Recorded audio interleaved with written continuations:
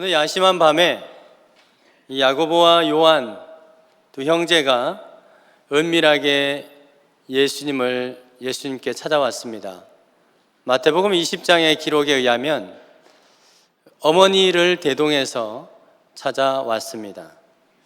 야고보와 요한은 부모님 중에서 어머니의 영향을 더 많이 받았지 않는가 이렇게 생각을 해봅니다.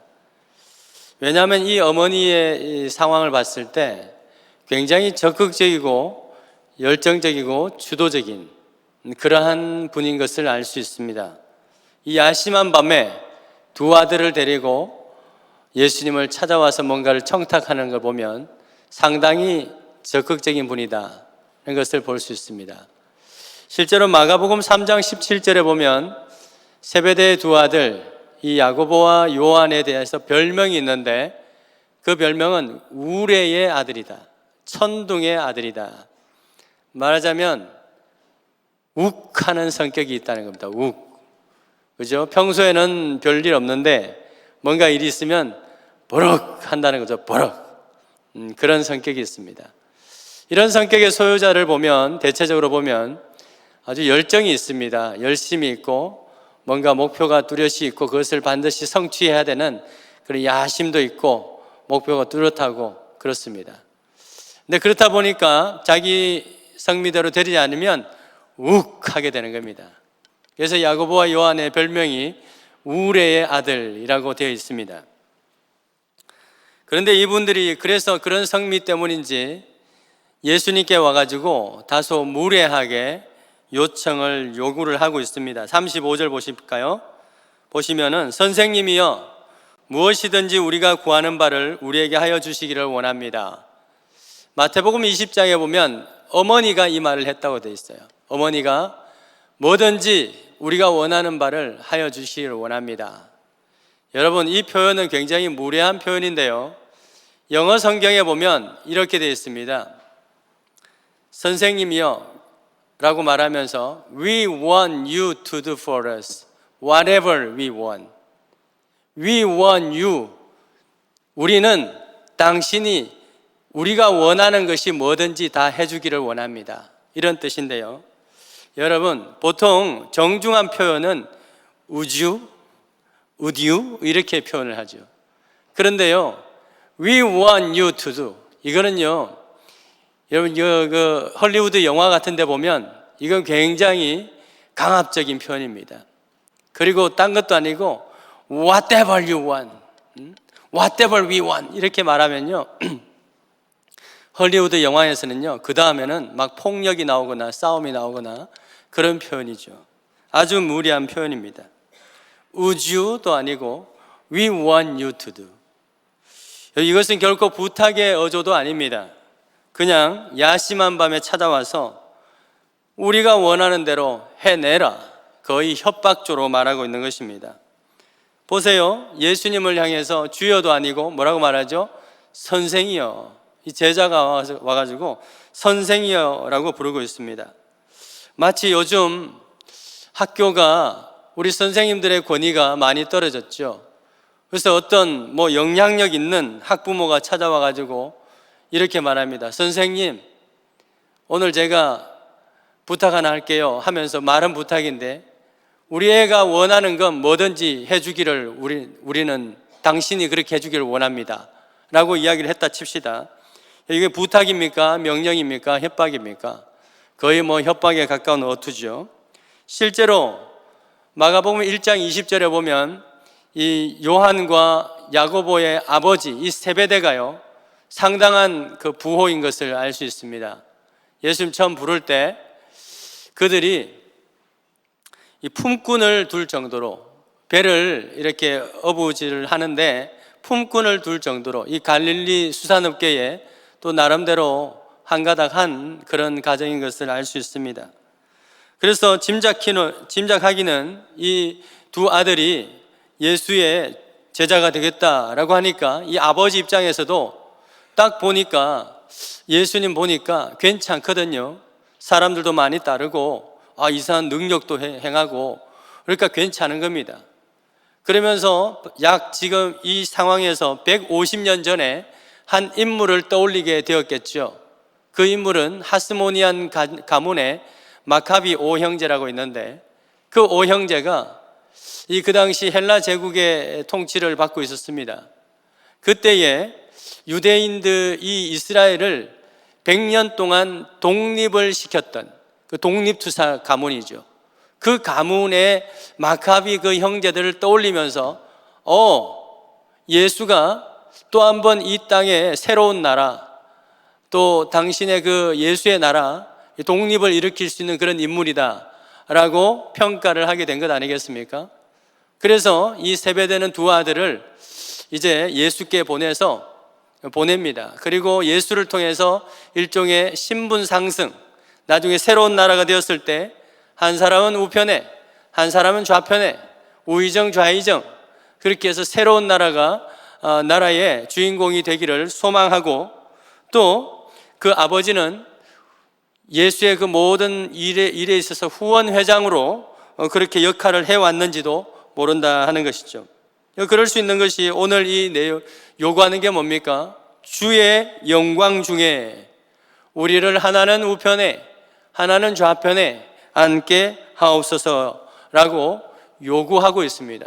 그래서 이 정도로 강압적으로 요구를 한다는 것은 뭔가 그래도 많은 영향력이 있고, 또 제자 공동체 안에서 또 많은 또 영향력이 있음을 또한 볼 수 있는 것이죠. 여러분, 이것에 대해서 예수님은 뭐라고 대답을 하십니까? 38절 보시죠. 38절 보시면, 너희는 지금 너희가 구하는 것이 무엇인지를 모르고 구하는구나 라고 말합니다. 그러니까 예수님이 원하는 나라는 다른 것이라는 것이죠. 내가 그러시면서 하시는 말씀이, 내가 마시는 잔은 너희가 마실 수 있느냐, 내가 받는 세례를 너희가 받을 수 있느냐 라고 말씀하죠. 여기서 잔과 세례는 모두 고난을 의미하죠. 이사야 51장 17절에 보면 분노의 잔, 큰 잔을 다 비웠다 라고 말씀하십니다. 이 잔은 이스라엘 사람들에게, 백성들에게 미칠 하나님의 고난의 잔, 또 징계의 잔을 의미하죠. 자, 잔은 우리가 다 이렇게 이해를 합니다. 그렇다면 세례는 어떤 의미일까요? 세례, 내가 받는 세례를 너희가 받을 수 있느냐? 이 표현도 고난을 의미하는 은유적인 표현인데요. 베프티조라고 하죠. 베프티즘, 침례. 우리는 세례를 이렇게 뿌리듯이 주는데요, 원래는 물에 푹 잠기지 않습니까? 그래서 이 베프티조라고 하는 표현은 어떤 상황에 빠지다라고 하는 그런 은유적 표현으로 사용됩니다.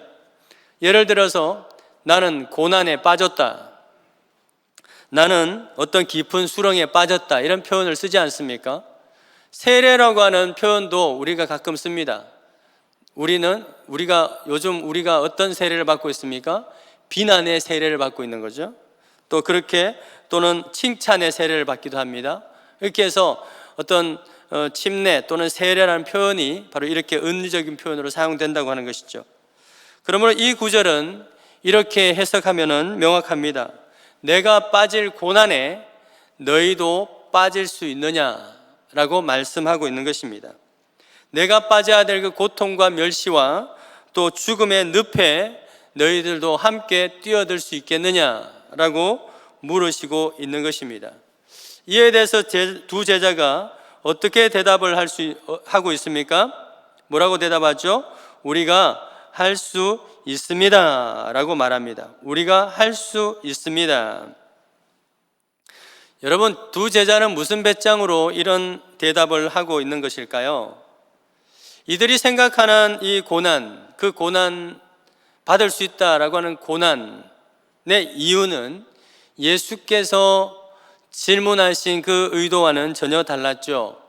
요한과 야고보는 이스라엘이 다시 회복된 후에 얻게 될 그 권좌, 그 지위, 그 보상, 그것을 위해서는 어떠한 고난도 감수할 수 있다라고 대답하고 있는 것입니다. 다시 말하면 이런 거죠. 예수의 말씀을 어떻게 이해를 했냐 하면, 나와 함께 독립운동을 하는데 한 목숨 걸 수 있겠느냐라고 알아들은 겁니다. 그러자 그들은 비장한 각오로 그럴 수 있습니다 라고 대답하게 된 것이죠. 이들의 대답에 예수님은 뭐라고 말씀하십니까? 39절 보시면 너희는 내가 마시는 잔을 마시며 내가 받는 이 고난의 세례를 받을 것이다 라고 동의하듯이 말씀합니다. 여러분, 이 대화의 내용을 보면 다소 앞뒤가 좀 안 맞는 것 같아요. 마치 동문서답하는 같은 그런 식의 대답입니다. 그런데 예수님의 대답이 더욱더 동문서답입니다. 제자들의 의도가 그렇지 않은 것을, 뜻이 그렇지 않은 것을 아시면서도 예수님은 그러하다라고 이렇게 대답을 하십니다. 참으로 이상하죠. 한 가지 궁금한 점이 있는데요. 그렇다면 예수님은 그들의 생각이 틀렸다 하는 것을 알고 계심에도 불구하고 왜 그것을 바로잡아 주지 아니하고 마치 동의하는 것처럼 말씀하시는 것일까? 만약에 저라면 이랬을 겁니다. 네가 지금 도대체 무슨 고난인 줄 아냐? 라고 말하면서 그 고난의 의미를 막 이야기를 해줬을 겁니다. 그러면서 다시 물었을 겁니다. 근데 예수님은 그렇게 하지 않습니다. 그래, 너희들이 고난을 받을 수 있다라고 말하고 있죠.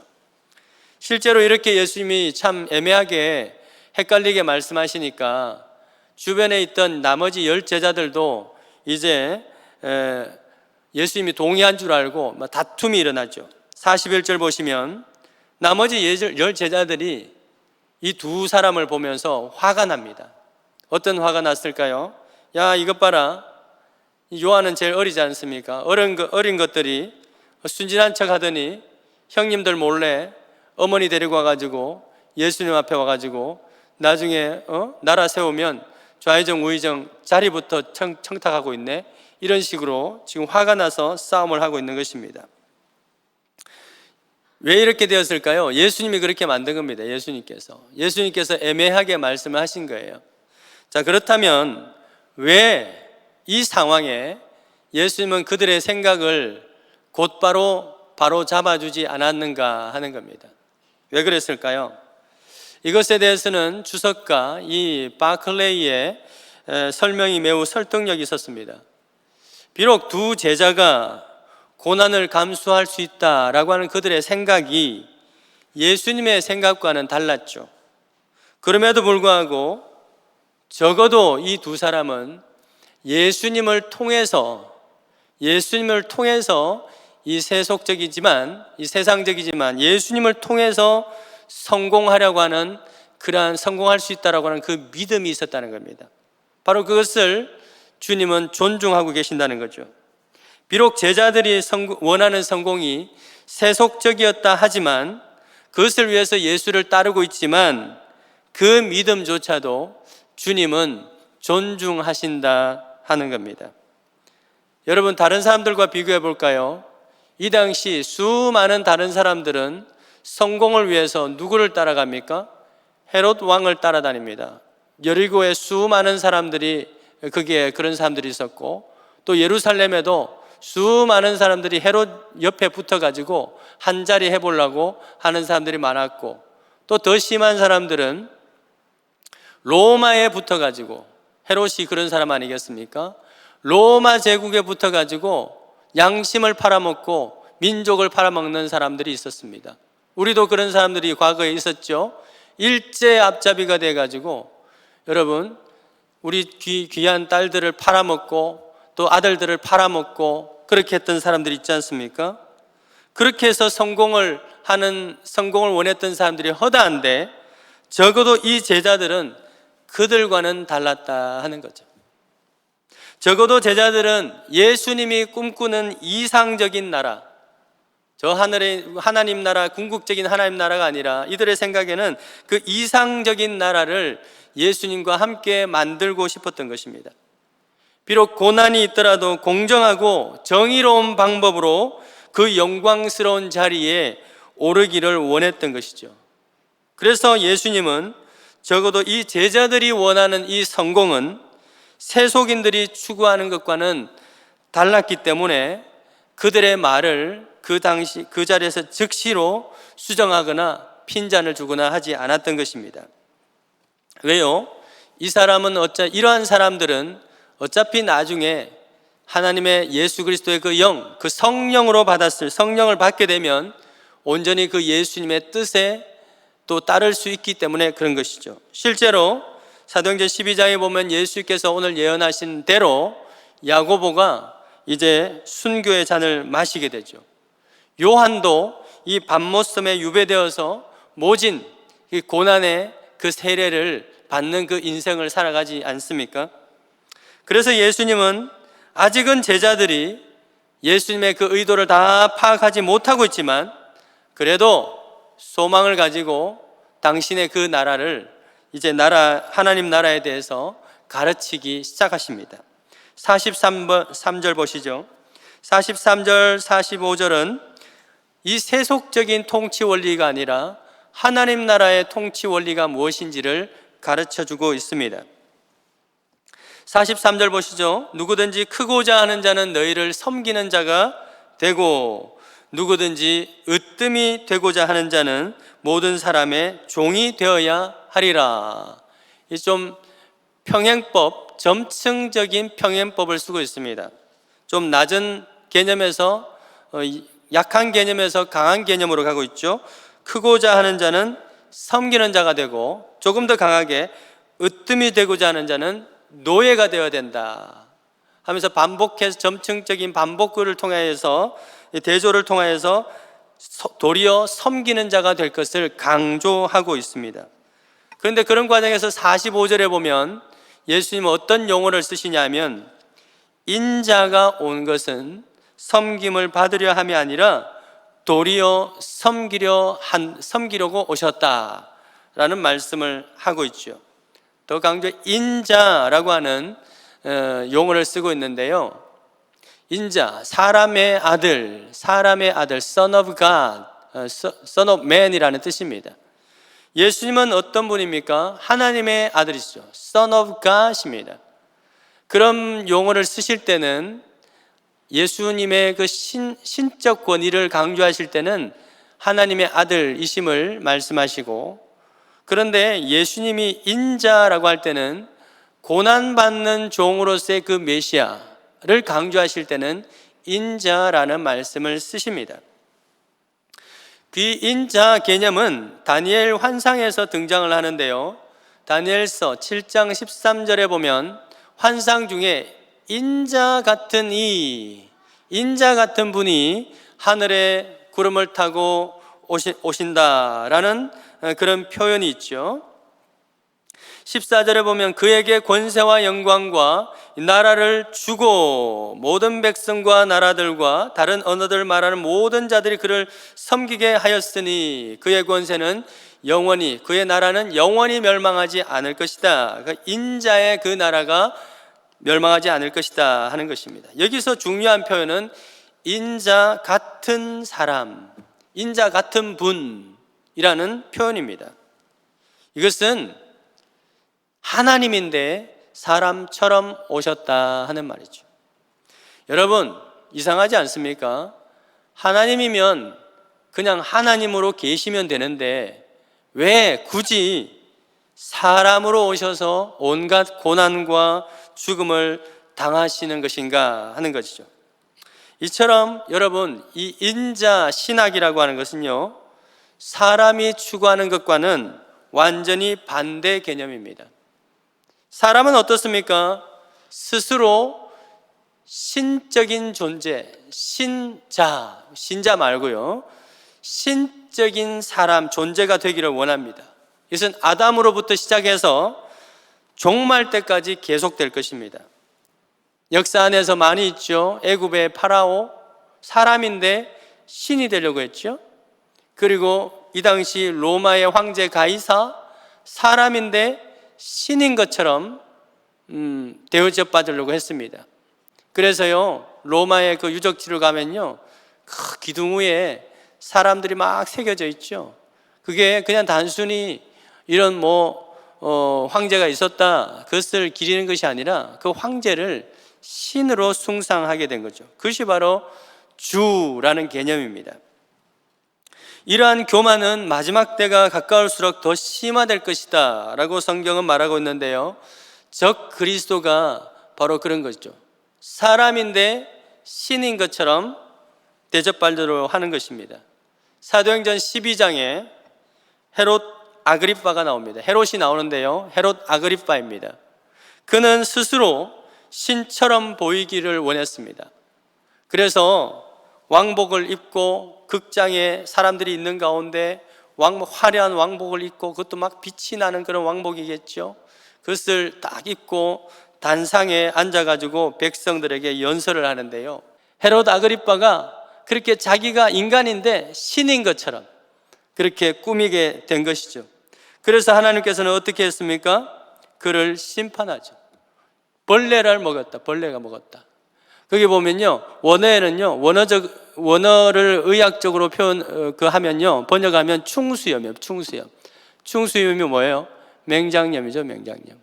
급성 맹장염에 걸려가 죽게 된 겁니다. 근데 참으로 아이러니한 건요, 바로 이 사람이, 헤롯 아그리빠가 나중에 요한의 형제, 오늘 나오는 이 요한의 형제 야고보, 이 야고보를 순교시킨 당사자입니다. 만약 야고보와 요한이 정말 자기들이 원하는 대로 주의 후광을 입어서 권자의 자리에 올랐다면 헤롯을 대신해서 하나님의 심판을 받았을 것입니다. 이를 볼 때 오늘 이 예수님의 말씀은 이후에 있을 헤롯의 죽음을 예언하는 말씀이기도 합니다. 사람이 신이 되려고 할 때 어떤 심판을 받게 되는지에 대한 말씀인 것이죠. 그러시면서 하나님 나라는 반대로 신이 오히려 사람이 되어서 섬기는 곳이다 라고 말씀하십니다. 바로 그것이 인자입니다. 인자. 여러분, 이런 종교가 있습니까? 없습니다. 이 고대 종교는 다 신은 신에 있고 사람이 그 밑에 서는 거죠. 그런데 이 고대에 신이 사람이 되어서 사람을 섬기고 있는 것, 굉장히 독특한 종교인 것입니다. 이를 위해서 하나님의 아들이신 예수께서 사람의 아들로 오셨다 하는 겁니다. 사랑하는 여러분, 저와 여러분들은 그리스도 예수를 영접하고 그 이름을 믿음으로써 하나님의 자녀가 되는 권세를 입은 줄 믿으십니까? 로마서 8장 16절에 우리가 하나님 나라의 자녀가, 하나님의 자녀가 된 것을 우리의 영과 더불어서 또 성령이 증언하신다라고 말씀하고 있습니다. 그렇다면 우리가 하나님의 자녀, 말하자면 진짜 선 오브 갓이 되었는데 우리는 어떤 영광을 추구해야 되는가? 그 영광을 가지고 세상을 마음대로 지배하고 바라는 것이 우리의 영광인가 하는 것입니다. 실제로 중세 로만 가톨릭 교회가 바로 그 영광을 탐했죠. 교황은 마치 자기가 신이라도 된 것처럼 행세를 했습니다. 그래서 모자도 큰 거 쓰고 가운도 화려한 거 입고 지팡이도 큰 거 잡고 다니면서 교황의 말이 곧 하나님의 말인 것처럼 행세를 했죠. 그리고 황제 위에 군림했습니다. 여러분, 그렇게 해서 교회의 영광이 계속해서 유지되었습니까? 그렇지 않습니다. 하나님은 스스로 높아지려고 했던 그 천사를 스올, 곧 구덩이 맨 밑에까지 떨어지게 하셨죠. 이사야서 14장 12절에 나오는데요, 바로 그가 사탄이 된 것 아니겠습니까? 그래서 바울은 우리에게 이렇게 말합니다. 로마서 8장 17절에 자녀이면 또한 상속자, 곧 하나님의 상속자다. 와, 여러분, 우리의 신분이 굉장히 상승되었습니다. 그리스도와 함께 상속자가 되었다는 거예요. 여러분, 믿으십니까? 우리가 그런 존재라는 겁니다. 그런데 우리가 그와 함께 그런 상속자의 영광을 받기 위해서는 뭐도 받아야 된다고요? 고난도 함께 받아야 된다 라고 말씀하고 있는 것입니다. 이것이 핵심입니다. 주의 영광을 받기 위해서는 고난도 함께 받아야 한다는 것이죠. 히브리서 기자는 이렇게 말합니다. 2장 9절에 오직 우리가 천사들보다 잠시 동안 못하게 하심을 입은 자 예수 그리스도, 인자가 되신 그 예수님은 천사보다 못하게 되심을 입었다 하는 것이죠. 이게 무슨 말입니까? 천사는 안 죽죠. 근데 예수님은 죽으셔야 했기 때문이죠. 그 10절에 보시면 그러므로 만물이 그를 위하고 또한 그로 말미암은 이가 많은 아들들을 이끌어 영광에 들어가게 하신 일에 그들의 구원의 창시자를 고난을 통하여서 온전하게 하심이 합당하도다. 이게 무슨 말씀입니까? 많은 아들들을 이끌어 영광에 들어가게 하시는 그 구원의 창시자, 구원의 창시가 되는 그 영광과 존귀는 무엇을 통해서 온전하게 된다는 겁니까? 고난을 통해서 온전하게 된다는 겁니다. 흔히 이런 말이 있죠. No cross, no crown. 십자가 없이 영광도 없다. 이런 말씀이죠. 고난과 고통 없이는 영광도 없다 하는 말씀입니다. 사랑하는 여러분, 세상에는 섬김을 받으려고 하는 사람은 많습니다. 그런데 섬기려고 하는 사람은 적다 하는 거죠. 차려놓은 식탁, 그 식탁에 서로 좋은 자리에 앉아가지고 서로 중심의 자리에 앉아가지고 서로 유력자 옆에 앉아가지고 자기가 주인공이 되려고 하는 사람들은 많지만 자리를 떠날 때, 그죠? 그 상을 치우고 방을 깨끗이 청소하려고 그래서 섬기려고 나서는 사람은 극히 드물다 하는 겁니다. 제가 지난번에 그 성탄절 우리 아이들 발표회 할 때 참 재밌었는데요. 청소년 부서에서 참 발표를 잘하고 마지막에 뭔가를 확 던졌잖아요. 그렇죠? 꽃가루 확 던질 때 제가 탁 생각해, 저거 누가 치우지? 이런 생각부터 들었습니다. 저거 누가 치우지? 이런 생각부터 딱 든 거죠. 정말 좋았는데 저걸 누가 치우지? 저는 생각에 그 퍼포먼스, 그 행사를 하면 마지막에 아이들이 그걸 치우는 데까지 가르치는 게 진짜 교육 아닌가 이런 생각이 들었어요. 그런데 참으로 감사하게도 어떤 권사님께서 쫓아나와가지고 이건 제 일인 것 같아서 왔어요 하면 하시는데 너무너무 감사하더라고요. 여러분, 그런 거예요. 세상 사람들은 그렇습니다. 뭔가 주인공이 되기는 원하는데 그 이후에 섬기는 자는 적다 하는 것이죠. 우리가요, 어떤 돈이나 지위나 권력을 얻기 위해서 고난받는 것은 넉넉히 감수합니다. 그렇지 않습니까? 여러분, 만약에 10억 준다 그러면은 어떤 고난도 감수하겠어요, 안 하겠어요? 10억 너무 적나요, 요즘은? 50억으로 올려볼까요? 고난도 감수하죠. 비굴함도 감수합니다. 세속적 영광을 얻기 위해서는요, 잠깐 머리를 숙일 수도 있고 무릎도 꿇을 수 있습니다. 하지만요, 지금 당장 보상이 없어 보이는 그러한 순수한 섬김, 그 섬김에 선뜻 나서는 사람은 매우 적습니다. 왜 그럴까요? 우리가 신앙생활을 한다고 하지만 결국 이 제자들의 그 요구하는 그 생각의 그 범주에서 크게 벗어나지 못하기 때문이죠. 제자들도 나중에 성령을 받았을 때, 예수로 영으로 충만했을 때 그런 일이 일어나는 거예요. 그래서 우리가 성령 충만하지 않으면 여전히 이 제자의 생각의 범주에서 벗어나지 못하는 것입니다.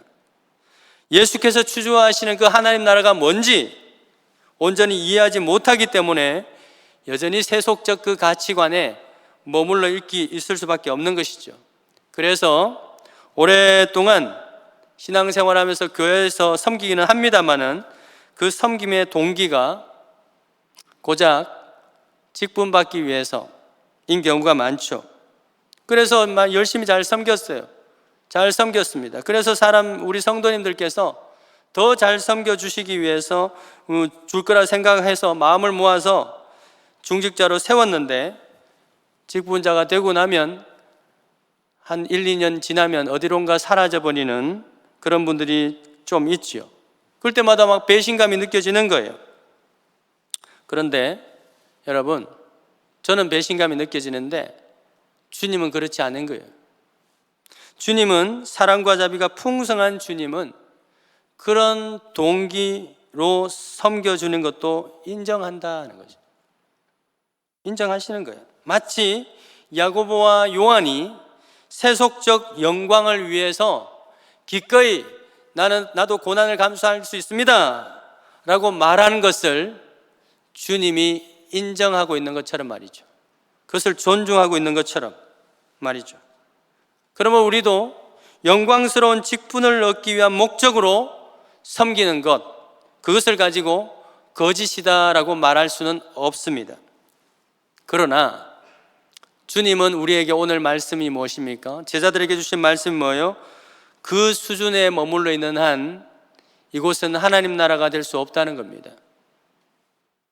바로 그것을 지정하고 있는 거예요. 하나님은 마땅히 섬김을 받을 수 있는 사람이 도리어 섬기는 자가 될 때 그것이 하나님 나라가 된다 하는 말씀이죠. 내가 마땅히 섬김을 받을 수 있어요. 그러나 오히려 도리어 섬기는 자가 될 때 그때 그것이 하나님 나라가 된다는 겁니다. 왜? 그것이 하나님 나라의 통치 원리이기 때문에 그래요. 그래서 바울은 갈라디아 교회를 향해서 5장 13절에 이렇게 말합니다. 형제들아, 너희가 자유를 위하여서 부르심을 입었으나 그러나 그 자유로 뭐요? 육체의 기회를 삼지 말고 오직 사랑으로 서로 무엇을 하라고요? 종 노릇하라라고 말합니다. 주인 노릇하지 말고 무슨 노릇? 종 노릇하라라고 말씀하죠. 종 노릇하라 하는 것은요, 무슨 의무감을 가지고 섬기라는 말이 아닙니다. 앞에 말하잖아요. 우리는 분명히 모든 것으로부터 자유자가 되기 위해서 부르심을 입었다. 그래서요, 우리는 할 수도 있고 하지 않을 수도 있는 선택의 자유가 우리에게는 있습니다. 그렇기 때문에요, 우리는 누굴 보면서 저 사람은 섬기지도 않는다라고 비난할 권리가 없어요. 왜? 그분의 자유니까. 하지만 바울은 또 권면을 하죠. 그 자유가 나쁘다는 거 아닙니다. 그런데 그 자유로 육체의 기회를 삼지 말고 종이 아니라 자유자가 이젠 되었으니까 도리어 사랑으로 종 노릇 해주면 어떻겠냐 하는 거죠. 그냥 자유를 누리는 것은요, 육체의 기회를 누리는 거예요. 그것이 아니라 거기서 좀 더 나아가자는 겁니다. 왜? 그래야 하나님 나라가 되니까. 직분 받기 전에는 직분을 받으려고 섬기셨다면 이제는 직분을 받았으니까 도리어 이제부터는 오직 사랑으로만 섬길 수 있게 되지 않았느냐 하는 거죠.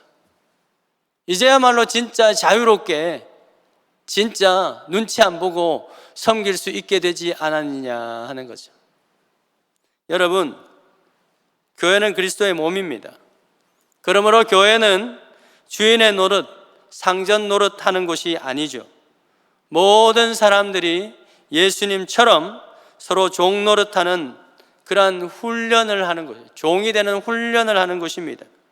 내가 세상에서 어떤 직업, 또 어떤 지위, 어떤 자리 있다 할지라도, 그래서 마땅히 어디 가면 대접을 받을 수 있는 그런 위치라 할지라도 도리어 섬기는 자가 되는 것. 이런 성도가 많은 교회가, 그런 공동체가 하나님 나라에 더 가까운 교회가 될 줄 믿으십니까?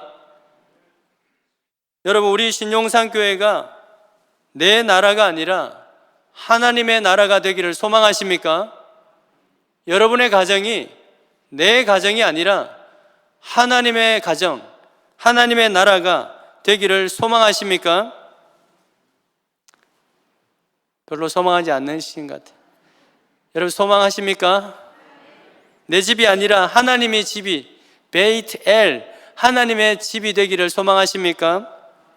그렇다면 우리의 소원이 좀 바뀌기를 원해요. 우리의 기도 내용이 좀 바뀌기를 원한다는 거죠. 우리 기도할 때, 주님, 뭐든지 내가 구하는 바를 나에게 하여 주시기를 원합니다. I want you to do whatever I want. 이런 기도가 아니라 도리어 예수님처럼, 아버지여, 내가 원하는 것은 이 잔을 옮겨주는 건데 내 원대로 마시고 아버지의 원대로 하셔서 아버지 원대로 나를 사용하여 주옵소서. 여러분, 이런 기도가 있기를 축원드립니다.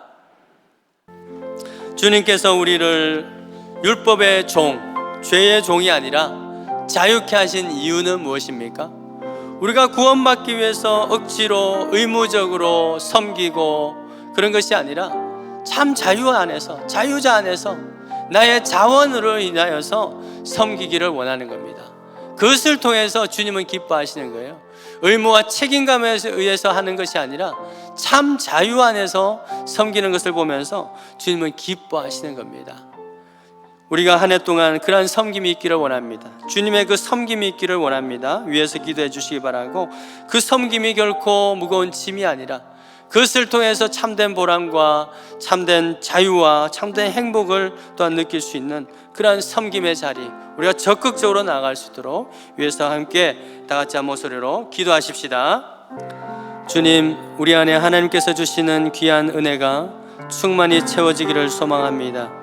그 은혜로 인하여서 아버지여, 그 은혜로 충만함에 받아 그 능력으로 인하여서 온전히 또 섬길 수 있는 그 능력이 또 생기게 해주시고, 아버지, 우리가 어떤 보상을 바라고 세속적인 보상을 바라고 섬기는 것이 아니라 이곳이 하나님 나라 되기 위하여서, 우리의 가정이 하나님 나라 되고 이 교회가 하나님 나라 되기 위하여서 우리가 섬기기를 원하오니 주여, 그 섬김의 영을 충만케 채워주시옵소서.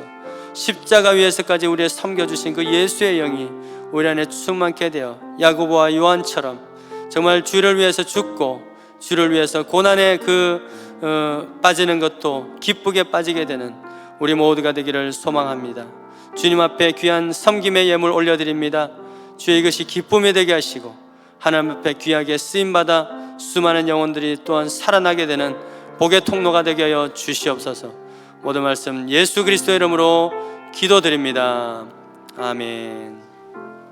하나님의 아들이시고 하나님이시지만 사람으로 인자로 오셔서 정말 죽기까지 우리를 섬겨주신 우리 주 예수 그리스도의 은혜와 하나님 아버지의 그 한없으신 사랑과 지금도 우리 안에 내재하시어 끊임없이 말씀으로 섬겨주시며 우리에게 참된 길을 가르쳐 주시고 인도하시고 이 우리의 교회와 이 가정을 하나님 나라 될 수 있는 그러한 진리를 깨닫게 하시는 보혜사 성령님의 충만하심과 감화 감동하심이 하나님 나라 백성으로 입교하신 또 등록하신 구자행님의 가정과 그의 일터와 우리 모든 성도들의 가정과 일터와 자녀들 위해 또 세계선교 그 현장 가운데 우리가 섬겨야 될 모든 영혼들 위해 영원토록 함께 있을지어다.